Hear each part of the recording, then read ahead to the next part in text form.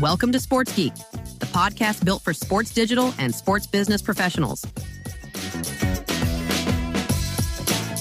And now here's your host who believes AI is the next MVP in sports analytics, Sean Callanan.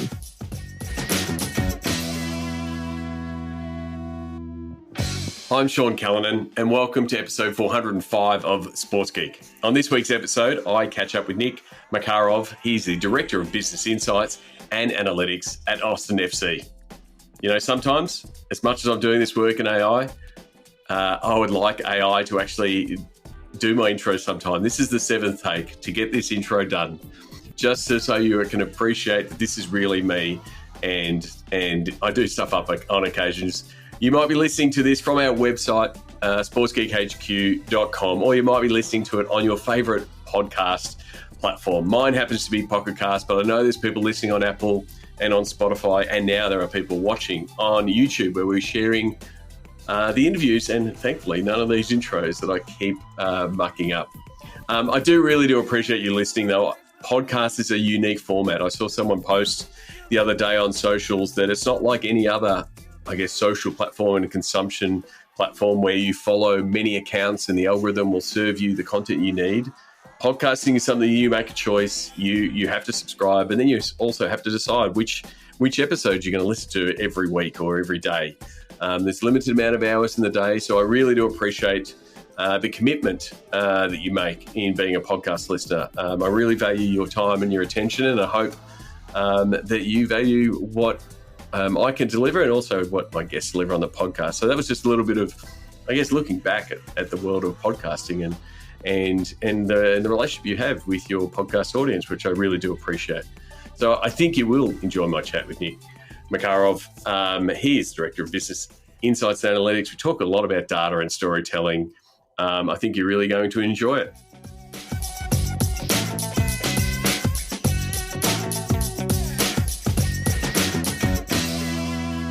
Very happy to welcome Nick Makarov. He's the Director of Business Insights and Analytics at Austin FC. Nick, welcome to the podcast. Yeah, glad to be here. Thank you for the invitation, man. Not a problem at all. I'm always interested in how people got their start in the world of sports biz, how they found their entry. What about yourself? How did you find your way into the world of sports? Yeah, it was not traditional, to say the least. I industry hopped out of school. I went to school in New York. And living in New York, it's very easy to become a product of your environment. And next thing I knew, I ended up in finance in an analyst program. And it was great. I mean, like, I don't by any means regret that experience. I learned a lot about myself. I challenged myself, met a lot of very smart people. But came time where I approached a fork in the road and had to take action. And that did align with year one of COVID. So obviously everybody's experience was different, but I did have some free time to explore other industries. And if my old boss listens to this, he might send me a sassy note, but that's the reality.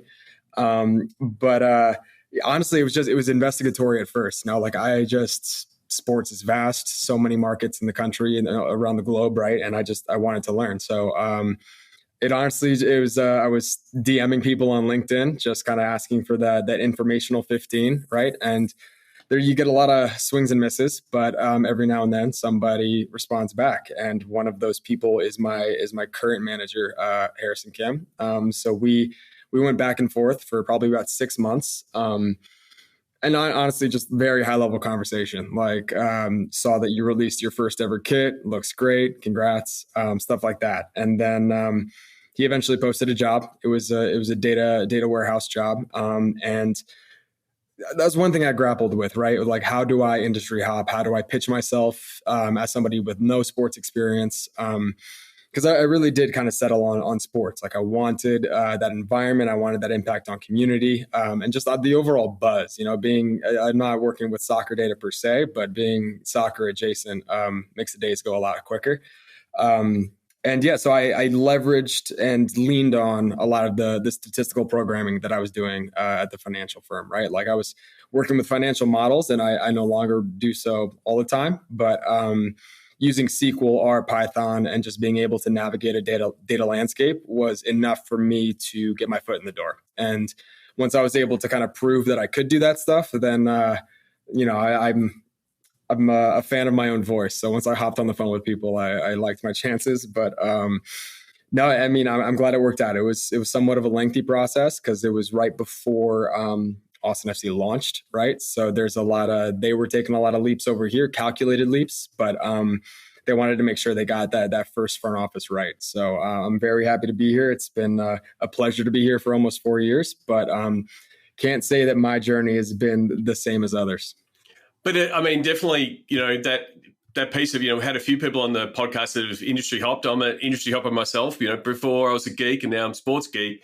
How did you, in that going through that process, working in finance, crunching numbers, making massive multi-million dollar decisions based on the analysis? How did you start taking some of, that knowledge and that skill set to say, here's how I could apply it in sports, whether it was, in your own head, but then also pitching yourself, to Austin FC? Yeah, I mean, I think one thing I was yearning for in my previous job, and it was just a huge company, right? So working with a lot of smart people internally, but oftentimes, you would do a lot of really challenging work and it'd be sent into a void of sorts, like whether it's the client or somebody higher up at the firm. You don't often get to reap what you sow. And I think that was kind of my angle in interviewing with sports is like, I've got all these technical skills. I can prove it to you. Here you go. See, look. But I wanted to, see the fruits of my labor. And I thought that, in an organization like Austin FC that was, getting built out, that was on the rise, kind of just the pitch was really like, here's what I can do. And here's the decision I would make. Right. And I think that, one thing I've always valued, even like just dating back to college, is the skill of storytelling. And I'll tell like anybody that inquires to me about like, hey, I want to learn more about your job. And it's usually the questions are like, yeah, so which languages should I learn? Which softwares? Which vendors do you use? Which are all valid, no doubt. But I harp on storytelling quite a bit, right? Like I think the line I use too much is you could be a PhD in statistics, but if you can't explain your work, it's all for moot. So my pitch was really like, okay, I'm going to just bombard you with all this like very complex code and like mathematical models. Here's my explanation of it in 30 seconds, right? As if we were having beers. And I just wanted to let you know what I thought, what I found and what I thought. So I think I wanted to be close to the decision makers. And that's sort of how I approached the interviews, just saying like, here's what I could do in theory if I had this data. I mean, it's a completely super valuable skill, that ability to synthesize, all of this data, everything you've done, complexity to someone that does not know those numbers or know how you got it, but here's the why, here's why it's important, here's what I would do. You need to be able to, I look at back from my days of talking to geeks and then talking to the business. You need to be able to do that translation effectively so someone can understand, oh, this is why this number from Nick is important and this is why we're making that decision. And you started feeling more ownership and understanding and knowing, hey, the stuff that I'm doing is mattering because, I'm changing a price point and I'm seeing the ticketing going up, or I'm seeing a sponsorship deal get over the line because of something that I've added to the equation.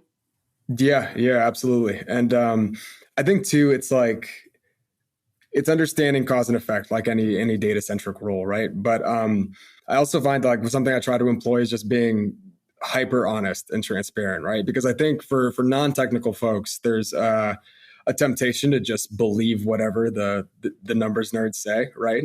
There's not a lot of time for critical thinking. Not to say that folks in Austin FC aren't thinking critically about what they're receiving, but we're all moving a mile a minute, right? So I think that like what's important too is to almost humanize the data a little bit, being like, okay, this particular data set was extra tricky to work with, or we have this nuance in 2022, like making the playoffs that we didn't have in 2023. Just calling that stuff out at the onset, so it's not like apples to apples, so people know it's not apples to apples, or even just for people to know that I struggled with the analysis. I think is a good level setting exercise, because I believe there to be a temptation to be like, oh well, like our nerds said this, so it must be true. And I think in the translation exercise, there's also a humanizing exercise that needs to take place.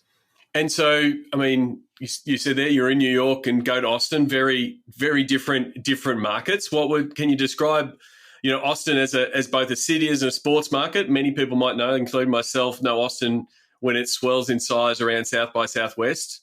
But what's Austin like as a sports market? Yeah, it's been a lot of fun. I think one thing that it trickles into our work as well is that in the 4 years I've been in Austin, I am a transplant. I was nervous about admitting that when I moved because it was just, top of the list of where are people moving, at the turn of the decade. And but now, no, it's as long as you're a polite guest and open-minded, like I don't see that to be a problem. But what's been interesting and challenging and fun is that I feel like both as an organization and a city, it's been different every year, right? Like, I think Austin is like ever changing and trying to find its identity and with like amidst all this growth and investment, right? And it was just, no secret. It's been a Longhorn town. It's been a burnt orange town for so long, right? And Austin FC took on the exercise of providing something for, lifelong Austinites and transplants. And that is, it's hitting one bullet with another, right? But I think it makes our jobs fun. Just appreciating and respecting Austin's history, but also trying to build something new. It's like if you're in town for South by Southwest, not to say it's like that all the time, but there's always a buzz in the city, right? And that translate, whether it's like music, food and drink, the arts, water sport, what have you, that translated seamlessly into soccer, into football. We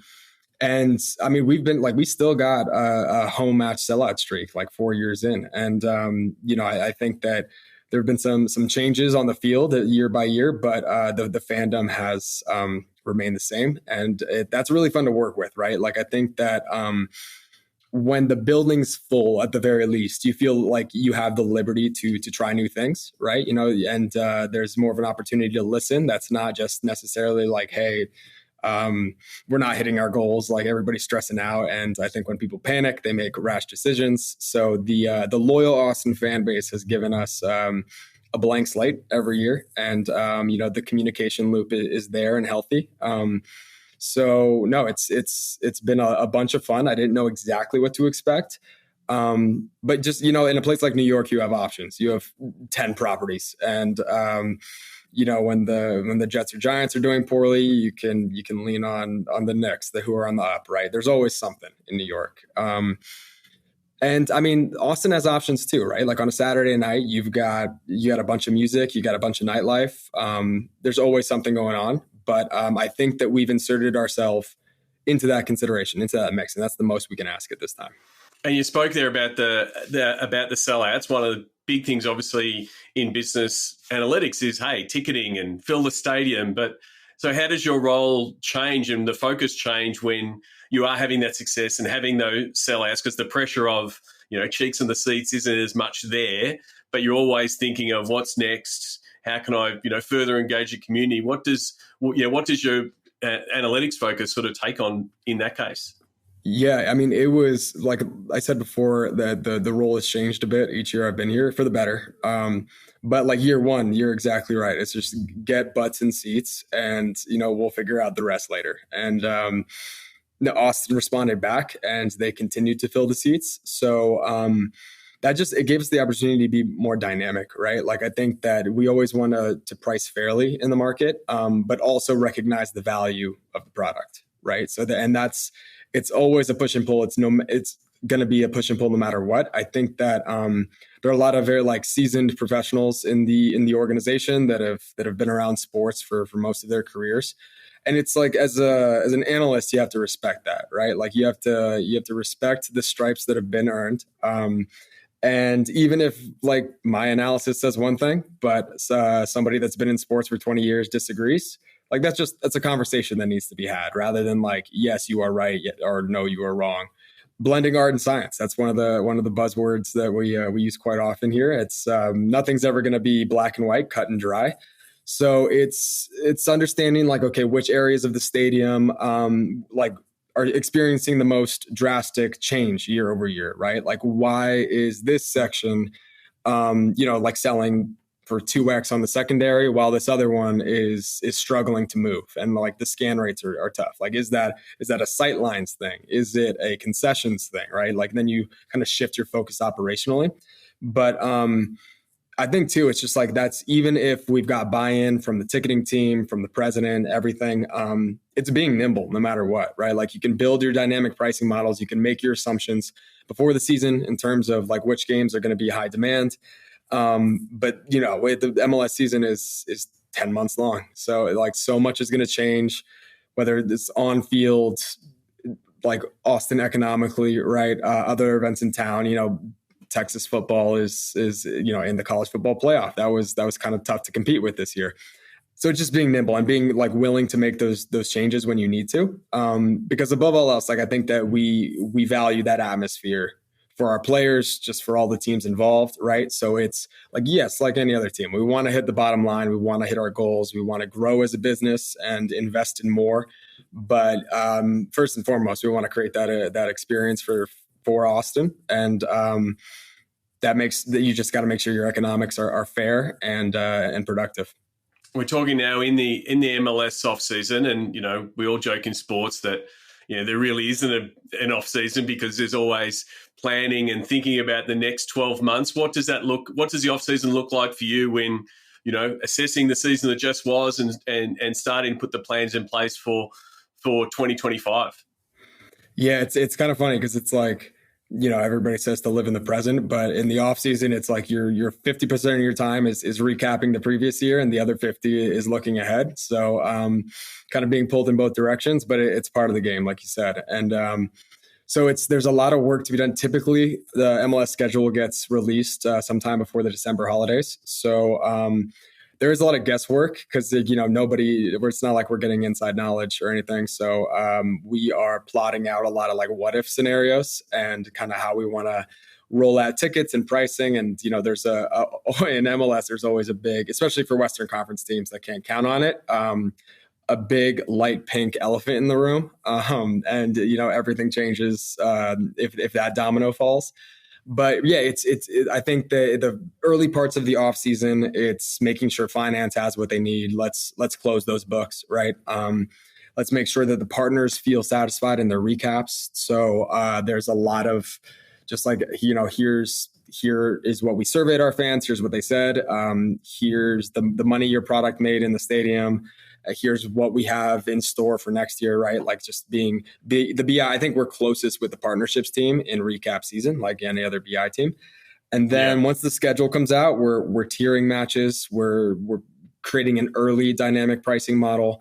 And then once we get back from like New Year's celebrations, because MLS shuts down from Christmas to New Year's, then it's like the season's here, right? So I think MLS, every offseason is short, but MLS is especially short. And I think one thing I value about MLS is it's just like willingness to change, to experiment. You know, I think it's been like the little sibling of the Big Five in the US. But there's opportunity there, right? Like the ceiling's a lot higher than other more established leagues. And you know, one of those, like there's an article that came out somewhat recently, like, okay, the World Cup is in 2026. Should we consider a schedule change? That would have a massive effect on on every team's operation, right? But something that we're monitoring closely. And then we've got the wrinkle of MLS All-Star 2025. So that one's actually been a pretty exciting process just because you're meeting and talking with people like in the city, right? Just it's almost feels like you're talking to the entire cast of like Parks and Rec, right? Just local government, and everybody's got their priorities, their ideas. They're all good ones, but it's like, okay, this isn't an Austin FC showcase. This is an Austin showcase, and there's a lot to show off here. So it's like, what kind of events can we put on? I'm always excited like for the marketing team and the ops teams to plan events. The jersey launch last February was especially fun. I ended up with a tattoo that night, so it doesn't get more awesome than that. But I just know they're going to put on something cool, and I think that like the BI team, and from that perspective, is just in the rafters. Okay, what's the plan? How are we going to welcome in new fans? What does that environment look like?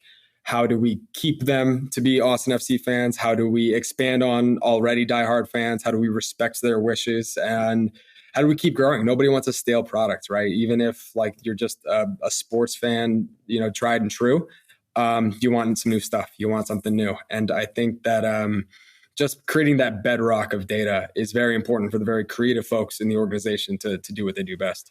Yeah, definitely. It's very similar. I spoke to Drew Bentley at DC United, and they were in the same lead up to the All-Star. And like you said, there's that uncertainty of the season, when the games are, how the teams perform. But because you have that tent pole that does embrace the whole city, you can be putting whole plans around. And then, being a data guy, you're like, where can we get as much data as possible? What type of data is it? Are they completely new fans, or are we engaging our fans?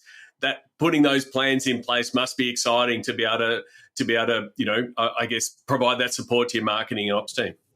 Yeah, it is very exciting. And I think that it's in my opinion, just going to create a great testing ground for the big beast that will be 2026, right? Like Austin is not a host city for any World Cup games, but Dallas and Houston are, and Central Texas has proven to be a massive soccer market. So even if it's not Austin FC games during the 2026 World Cup, we're going to be activating throughout the city, right? And, World Cup gets everybody's eyes on the sport. And I think that, like, especially in the North American market, everybody learns that in the 90s during the last World Cup here. But, and in its wake came the inception of MLS, right? And similar to the launch of Austin FC, you have to build the plane while you're flying it a little bit. But I think that both the league and its clubs are going to be ready to just get more dangerous with the data this time around. Like, let's take those new soccer fans and do something with them, right? Like, it's and All-Star is going to be a great little beta test for that, right? Like, okay, we've got some fans coming to see the fellas from Inter Miami, any other players that are on the up in the league. And here's what a pipeline could look like. Here's what a fan funnel, fan segmentation, hey, marketing, hey, partnerships, here's what we have access to. What do you find valuable? And then that's where that conversation loop happens again. I mean, the good thing about Austin, like I said before, lucky enough to go to South by Southwest, the city can handle, that big influx of people and, with open arms and with all the Austin hospitality. So that box is already going to be ticked. Yeah, no, that's the thing too. And like just creating a community similar to South by too, I think is going to be very possible during All-Star, especially if you kind of bookend the calendar year in Austin, right? You've got South by in the spring, you've got Austin City Limits in the fall, and All-Star is going to fall right in the middle of those two, right? So I think that you will get your soccer fanatics and people that travel for the sport. But I think that Austin as a city and the greater metro is going to be very engaged as well. And even selfishly on the BI front, we've been at a conference together, right? I think a huge value of that is sitting down with folks and chatting and almost, comparing tech stacks and plans and grievances. And this is going to be another opportunity to do so. And it doesn't even really have to be MLS BI teams, right? But I find most value in that, right? Just like, hey, it's so many players in this market do so many different things and similar things, right? And there's so much noise, there's a lot of fatigue. And I think MLS specifically is at a point where, we have to be vendor reliant, right? Where none of us are big enough to build everything in-house. So it's just picking your battles. And I think creating a community, especially in a town like Austin, where I can take everybody to my favorite bar in Nickel City and we can just chat honestly for a little bit and have follow-up questions where needed. Absolutely. But part of the interview prep is us asking guests what they're passionate about. And you responded the future of warehousing and lake housing in sport. So first of all, for those who aren't in the data and data geek space, explain that. But then, tell us why you think that space is exciting and evolving. Yeah, I think that once upon a time, you had your players in the market that kind of gave sports front offices like an entire suite of data tools, right? Here's your warehouse. We recommend you use this visualization software. We will build stuff on top of your CRM, and then you can just let it hum. It's one fixed cost year over year. And I think for sport, in my own opinion too, and in sports business, for organizations to take that step into the space, I think that white glove service was absolutely necessary. And I think that each of the vendors in the space are certainly changing. And I think that they know BI teams are getting more capable. And I think that's it. I just think that like with these big events on the horizon, every BI team just wants that little bit more freedom, a little bit more flexibility, right? And I guess to take a step back, like I think one of the better explanations of like warehouse versus lakehouse is like a data warehouse is for your like standard, I guess, call it like a legacy BI team, where here's the data, you have to report on this data, make sure it's accurate, use your data warehouse to do so. And I think a data lakehouse is instead it allows you to do all those reporting functions, but it allows you to be proactive a little bit more, right? That unstructured data that can come into a lakehouse could just makes models smarter, right? It opens the door for legitimate machine learning when it's harder to do so with a warehouse. So I think that, especially from MLS, because I mean, it's no secret that, you know, the NFL teams, NBA teams have more headcount, bigger budgets, right? So for MLS teams and all like my trusted friends in the space, we're talking all the time about, okay, like, what does your data warehousing contract look like? What are you exploring? What are you guys trying to accomplish, right? And I think that obviously everybody wants to say, oh, let's take it in-house. We'll refresh data as much as we want. We're going to hire engineers, right? But that when it comes August, September, and you have to submit your budget proposal, it is tough for like a BI team, which doesn't necessarily make money on the surface, I would argue otherwise, is asking for all these toys, right? But I think that honestly, it's like the simplest use case for a growing BI team is, live match day reporting. Rather than logging on to 5 different dashboards and portals, let's build something in-house that our president can check, that our team leaders can check, that leads to real-time decisions, right? There's so much in sport that has to be decided ahead of time that getting that marginal revenue day of is crucial for growth. And I think that BI teams can be the source of that marginal growth, given the right tools. So I think that just kind of 10, 15 years ago, organizations made that step into the data warehousing space, into data visualization and sort of enhanced reporting. And I think we're at another inflection point. And I think that it's not going to be a drastic step, but I think it's like, don't give me all the keys, give me some of the keys, right? Let me take a look at the ETL processes, the code that cleans the data, right? Let me set a custom refresh schedule on match day specifically. It doesn't have to be all the time. Let me educate the rest of the business on what variable costs look like here. Because that's like probably the biggest hurdle is usually a warehouse is just one bottom line like budget item. But here's like when you're storing data in an S3 bucket or something similar, and then you are spending money anytime you click on a dashboard or run a certain query. Like that's a huge culture shift and nerve-wracking for leadership. So it's a huge internal exercise to convince the presidents, CFOs, head of BI to make that leap. And it's just like it's the conversations that I obviously get pretty animated about today. Oh, no, absolutely. But it's also because there's so many now either tools or just more interoperability around these tools that allow you to, I can get in there and I can do that. And it is a per call or a per operation type of thing that, the right person that knows the differences between those two things can, make that connection. And, you're not like Chevy Chase putting the Christmas lights together. Like, you can get that piece. And so there is more opportunity, and it's just a matter of figuring out almost the fact that, how these tools will result in that bottom line. Like those, like you said, those decisions to be made.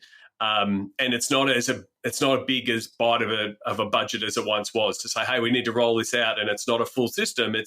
I just need something to connect these two, and I can either use a tool to do it, or I can build it ourselves, and so that sort of definitely opens that piece up. Yeah, I mean it's. I think you just wait for that light bulb moment, right? You build something cool, and you want somebody to ask for more of that, right? So it's understanding what's going to turn the most heads on a match day, right? I think match day is just this beast that we all want to tackle, right? Because it's sort of that action movie setting, kind of like, this is happening right now. And if we can put our name on something like a decision that was made during the match that led to X increased revenue or scans or eyeballs or people in seats, right? And that's the thing with soccer too, is like every second counts. because people are in their seats most of the time. Like it's 45 minutes and then some of nonstop action. And it's tough to promise year over year growth with such a rigid match day schedule. So it's how are we getting people in the building earlier? And once they're in, how can we capitalize on that? And we can say yes to every tool. We can nod on every like vendor demo and say, this is great. But you really just have to pick your battles and know like, okay, you got to know your audience.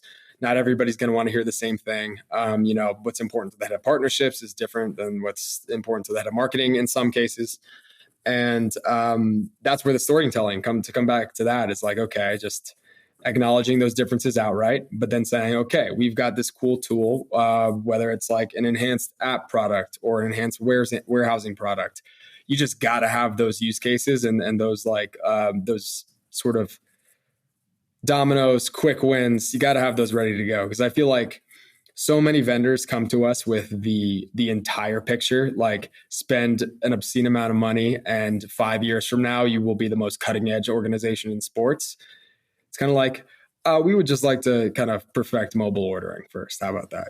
Like it's just those quick wins and kind of keeping that grocery list and just being aware of the calendar year and what we need to operate on it at any given point.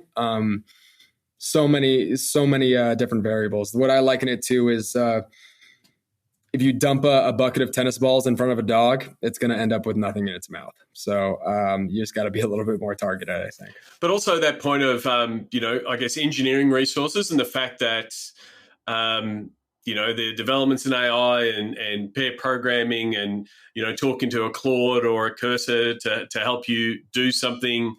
Like the cost of effectively an engineer is going down, whether that's because of these tools or, your current team can take on some of those things. How do you start some of those like smaller projects to show that those wins, to do that storytelling, to say, hey, here's what we can do, if we, free ourselves up or, have a resource that is actually maximized by using some of these tools? Yeah, it's a great question, especially I think the engineer conversation happens hand in hand with the warehousing, lake housing conversation, because it's like, no matter what your opinions are, at the end of the day, you are either tasking your existing team with learning data engineering or you're hiring a data engineer, and both are costly in different ways, right? Like I think every BI team's in the business of finding new time, which is very hard to do. So you do have to lean on some of those resources that are out there now, just in the AI space. I think we were a little AI averse, honestly, call it a year or two ago, because just so many products were rushed to market. It almost felt like, your computer gets a virus because you download LimeWire back in the day and you get nonstop Windows popping up. That's kind of what AI vendors felt like a year or two ago. So because we go through such an arduous vendor vetting process, we're like, let's take a deep breath, and we feel like the use cases will present themselves to us. I think an easy one is Tableau Pulse, right? A tool that we're using already adds an AI feature that's like, okay, we're going to build these simple mobile dashboards for you, just using AI technology, right? And Tableau's got, you're building your desktop version, and then you have to double check the mobile version too. And leaning on Tableau Pulse for a quick win like that, all you're waiting for then is the president to say oh, hey, this is actually really nifty. How are you doing this? Boom, hook, line, sinker. Let's talk about AI. Let's talk about how much it costs. Let's talk about what it replaces, right? And I do think visualization is, I think, in my own opinion, the space that's most ripe in sports business for the AI usage, just because every stakeholder's got a different approach. It's tough to build a dashboard that has the exact right filters for everybody. And if you do build that dashboard, it's massive in size and compute, right? So I think that I'm bullish on AI in the visualization space.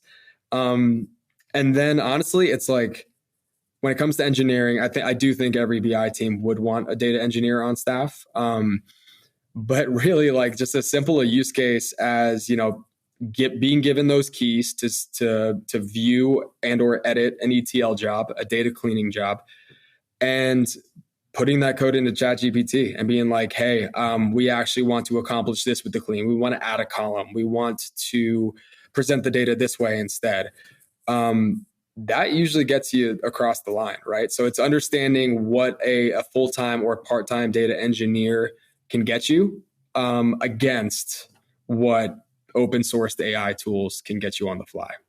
Yeah, absolutely. I mean, it is a case of it. If it gets you 90%, you still need the knowledge to be able to debug and fix it and that kind of stuff. So it's we're not quite in a no-code world, but someone who knows how to code can apply those tools and productivity and those kind of things. So I think it's always exciting, and I agree that visualization piece. How far are we away from your exec saying, "I want this," and the tool or the mesh up of as long as you've got your data infrastructure, it can present that piece. Wonder how far away we are from that. I did want to ask you, you have been an industry hopper. Have you got advice for people who are trying to seek a role in the world of sports? Is there a particular tool set or skill set that they should be looking at and tackling now?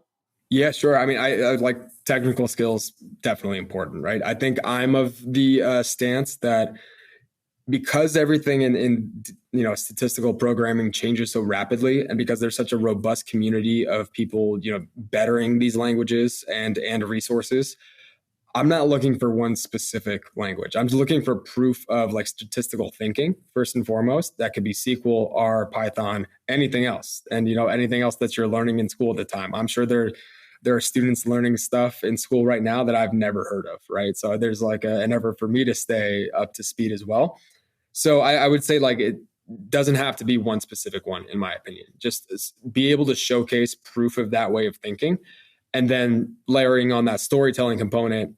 Tell me about this project. Tell me about your findings, but don't spend 10 minutes doing it. Don't spend 5 seconds talking to me about it, right? Understanding that sweet spot, why you undertook the research, what's challenges in cleaning, what you thought you were going to find versus what you actually found, and then what you did because of it, right? Having that structure, that story down pat, I think is massive. And I think just being open-minded too, just in terms of the people you're talking to, definitely reach out on LinkedIn. I think a lot of people in sports are just willing to chat because they know it's a hard industry to get into. I tell anybody interested in sports to be willing to move. Just mathematically much harder to find a job in one specific market rather than one around the country or around the world. And I think too, because I'm in such a technical space and many like minds are, showcase your personality. I think it's very easy to get lost in the sauce and talk nothing but shop. But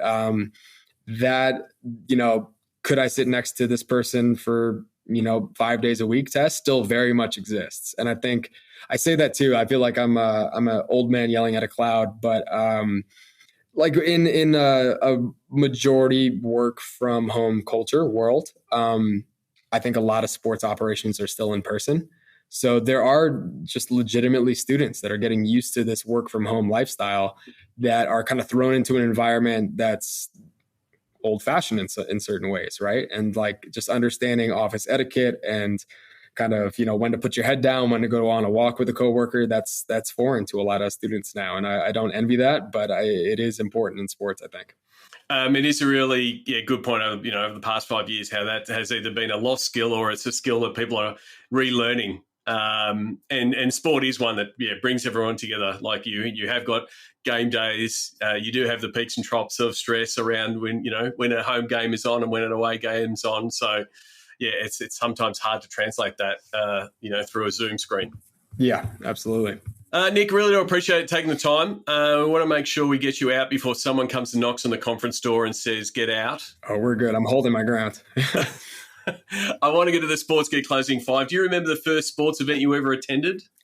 Yeah, so I know for a fact it was a San Jose Sharks game. So I'm from the Bay Area. And we're talking young. I was probably a fresh out baby. So I don't remember that one, but I know it was a San Jose Sharks game. The one I remember first was the San Francisco Giants game. And I remember it because I was targeted by some, match day staff to read out the lineup prior to the game, and both mortifying and exciting. Definitely a core memory, but that was right around the time where I'm I'll defend Barry Bonds to the day I die, just because he got Yeah. me. That's why I'm a Giants fan. And the first time I saw Barry play, I got to say his name over the loudspeaker. Oh, well, that's a terrific experience. You would have been a lot of different sports events in your time. Do you have a favorite food memory or a go-to food at a sports event? Yeah, I think it's kind of it's almost like associative food, right? So like at the Giants, anytime I walk into Oracle Park, it's like I need garlic fries. It's just kind of a tick in my body. Just getting those Gordon Biersch garlic fries is a must for me. But nowadays, I think I think it's a good mark of a BI team if the requests you're getting on match day aren't like reporting in nature. And I say that because now it's tradition for like the BI crew to get queso before kickoff. And if the queso's not there when I get there, people are like, Nick, where's the queso? So that's an indicator to me that all the reports are working and firing. If I'm asked to go get the queso. But yeah, another associative one. Terrific. What's the first app you open in the morning? This is going to sound like a brag, but I have trained myself to open Duolingo first thing. Okay. How long is this? Let's just check in. What's your streak at? Yeah, I'll give you the exact number. How about that? Because it's such a high number, it's hard to remember. But right now we are sitting at 1,290. Okay. And what are you proficient in now? So Russian, I come from a Russian background, and I don't really have that many opportunities to practice. So it started Duolingo up like 4 years ago. And thankfully, the Russian module has like a very quick like alphabet exercise thing that I can, if I have a busy day and I can't do Duolingo that often, I can still keep the streak if I just do that first, right, when I wake up. Yeah. But on the weekends, it's definitely Instagram. It's like checking out people's weekends and who I should feel FOMO for and who I shouldn't. But yeah, during the week when I'm in the middle of the routine, it's Duolingo. And another full circle opportunity, it does help with the BI translation exercise, right? Just kind of training your mind to think that way. Yeah, the gamification of Duolingo, 1,200 days in a row, it is something that is obviously always studied, but it is something, the stickiness and bringing people back is amazing. Do you have someone that you follow that you suggest the podcast listeners should follow, and why? I do think that there's a clear no-brainer here. I think he's carved out a very compelling niche in the space. Is Joe Pompliano. I think that it's all very like palatable, I think, in what he writes about, what he posts on socials. And I think that not to say that sports business was untapped, but it didn't really feel like anybody was necessarily doing it right. Like I mean, your podcast is fantastic. His LinkedIn posts really like kind of shed light on just the larger industry. It's like micro with Sean Callanan, macro with Joe. And I think that both of those approaches are very important. I mean, I think June Lee is also a pretty compelling sports business writer. I'm a fan of his. And then I think that other than that, I have a balance between like the sports quants and just like culture, right? So on the quantitative side, I'm a huge hockey fan. So like, oh man, I don't actually know if I know how to say his last name right. So hopefully he doesn't listen to this podcast. Dom Luszczyszyn, fantastic hockey mind. Patrick Bacon's also up there. So like those nerds, but then also like listening to Spit and Chicklets and reading Sarah Sivian articles. And that I think culture is very important. On the soccer side, I love the Cooligans. I love the Shirtless Plantain Show. The entire CBS crew I like follow on social, and they feel like family. Like Aaron West, Jenny Chu, Nico Cantor, Christine Cupo. But yeah, I do think that you got to balance your own timelines, right? Like your own feeds, and make sure you've got a little bit of numbers talk, a little bit of culture talk. But then as it pertains to sports business specifically, I think Joe Pompliano is doing it best. I mean, it goes back to that point of the way that he's brought storytelling to some of those sports business, facts or nuggets to say, hey, I'm just going to dive a little bit deeper to give both interest to in market, like people in the biz, but then also there is that curiosity outside of the biz to go, oh, I didn't realize that's how the Super Bowl operated, or the business of an all-star game, those kind of things. Does a terrific job. Lastly, I ask people what social media platform is your MVP, and you can answer it personally, and then you can talk about potentially what it looks like from a analytics and Austin FC point of view.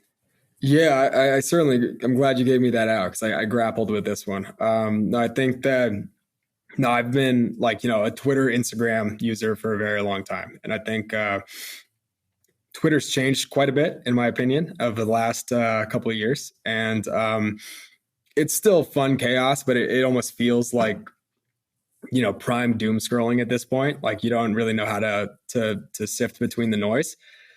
So I was like, wow, am I really going to say this on the podcast? I think for sports business, I think LinkedIn is the MVP at this point. Like, don't get me wrong. I don't condone personally, like the people that try to grab onto viral moments is like, here's what Mu Deng the hippo taught me about B2B sales. Like, I think that stuff's ridiculous. I don't unless you're an Olympic gold medalist. The Olympic gold medalist that did that said, oh, this is what winning Olympic gold medal taught me. Yeah. He did that, and that was a good meme. But I agree with you on that point. Yeah, no, but I do think that like the Joe Pomplianos of the world, just like palatable news, and just knowing that you're going to talk to real people, like, and connect with real people, which you can't really say on other social media sites for certain, right? So from a business perspective, sports business perspective, I think LinkedIn's MVP. But I mean, yeah, it's in terms of just keeping up with people's lives and staying in touch with people. I would advocate for Instagram, and like I just think that, in terms of the culture, the personality, that part of your life, I think Instagram's king. But for career building and just staying in the know, for whatever it is your job is, I think LinkedIn has done a great job. I mean, and I think it's great advice, and it's a reminder to anyone listening to this now. Go on LinkedIn and do that storytelling of your latest success. Like, what have you just won or done well at work? And because something that's minor to you is a breakthrough for someone else. And then that's the one that keeps one. That's why we're going back on LinkedIn. And that's the one you do want to connect with. You do want to hear of someone else in the MLS having a big win and you want to celebrate it, or, seeing a colleague that's doing something similar in, the NBA, or even, like you said before, from a culture, like other entertainment. Oh, what are they doing in music? What are they doing in film and streaming that we can apply in sport? Like, that's where I think LinkedIn, I don't think there's any shame in it. It has been nominated before. Yeah. I think it is the MVP from a sports business point of view. Yeah, no, I'm glad you agree. Like I feared I would come off like a total loser, but now we got power in numbers. Now there's a LinkedIn champion community, and that's good to hear. Not a problem at all. Nick Makarov, appreciate you coming on the podcast. I always ask people who are listening to the podcast to reach out and say thanks. What is the best way for people to do that with you? Yeah, let's keep it going. I say hit me up on LinkedIn. I respond to most DMs that aren't in mail. So don't use InMail if that's what you thought. But happy to chat with anybody. I love these conversations. We're all geeks at the end of the day, and looking forward to getting to know more people. Well, thank you very much, and all the best for 2025 for Austin FC. Yeah, beers at Nickel City on me when you're in town for South by again. Terrific. How is your team leveraging AI to better serve your fans? Set up a call with Sean to discuss how you could take advantage of this huge opportunity. To book, go to sportsgeekhq.com/AI. Thanks again to Nick.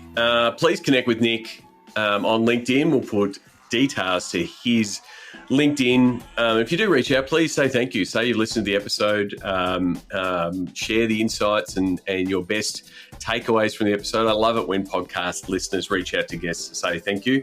We will have links to Nick and everything Austin FC on the website, sportsgeekhq.com/405. 405. You can do that with any particular episode. So if you put any number less than 405, you will find an episode. And sometimes it's a really good way to randomly find something to listen to. Before I wrap up this episode, I just wanted to sort of talk a little bit about the fact that I'm in building mode. And I want to find out if people want to build with me. I've really sort of dove back into my geek roots with the opportunities that AI is offering. We built Sports Geek Reads, which you can check out at reads.sportsgeekhq.com, just to prove that we could do it again, and really to solve a problem that we had, which was I wanted to be able to find what the best sports business articles that I should be reading and then what I could share with my audience. So that has allowed us to build an AI-powered curation system to streamline the development of a Nagarad newsletter. And the added bonus, the Rapid Rundown, our daily podcast, was a natural extension to that process, where we now got a daily email and a daily podcast that's coming out with a really light touch. So we've assessed over 7,000 business articles in the last 4 months. We've produced 84 daily reads, blog posts. We've sent out 65 Sports Geek Read emails on a daily basis since we've been sending them. And we've produced 55 episodes of the Sports Geek Rapid Rundown. And these are all getting produced in under 20 minutes per day. It literally is dotting the I's, crossing the T's, doing some checking and hitting publish. So what does that mean to you? It's like, oh, great, Sean, you're producing all this extra content, and there's a nice little way for us to get some sports business news in a nice, snappy fashion. What it means to you is, like, I'm trying to figure out what systems will work for the world of sports. And so from my point of view, this system could produce you a daily or a weekly email. And I think the customer, part of know your audience for the Digital Dollars process is to know your audience and know who you're building it for. I think this is a product that actually works for that older fan, that over 50-year-old fan that's not super active on social, but has a really high expectation of clubs to deliver all the content that they want. And they like it in email, and they want all the articles, and they want the club to curate everything that they should be reading. And they would like to be pointed out what are the key social pieces. So this system that we've built and sort of testing and continuing to iterate on is something that we're looking for partners. We're looking for clubs that want to take on this kind of opportunity, like building out a daily email that includes all the club news, all the best of traditional media. And yes, we can assess and decline negative rated articles, the best from your social media, the best from fan content. And again, giving that to your fans on a regular basis, 10:30 every morning, they get it. It's like clockwork. And they know, that those fans will love it. You'll get great open rates. And guess what? It's a great asset for your partners. So who wants in? Who wants to take this on and get building? I'd love to hear from you. Sean at sportsgeekhq.com is how you can find me. Like I said, I'm looking for some clubs who want to tackle this. This is a problem, but also, really take on this opportunity. So yeah, send me an email. As I said in previous episodes, I'm currently in the US. If I'm in your part of the world, please send me an email or send me a DM. Being in New Orleans, it'll be a crazy week, but this episode's still going to be coming out, and then heading to Houston and San Francisco for All-Star Weekend after. So again, if I'm in your part of the world, please reach out. My email is there at Sean Callanan on socials if you want to DM me on any particular platform. But until next episode, my name is Sean Callanan, and you've been listening to Sports Geek. We know you probably skip over the closing segment, but we'd really love a rating or review on your podcast platform of choice. Don't forget, you can now watch interviews on the Sports Geek YouTube channel. We're here to help our podcast listeners improve. Please get in touch and see how we can collaborate. Go to sportsgeekhq.com/phone call. All Sports Geek episodes are just a click away at sportsgeekhq.com.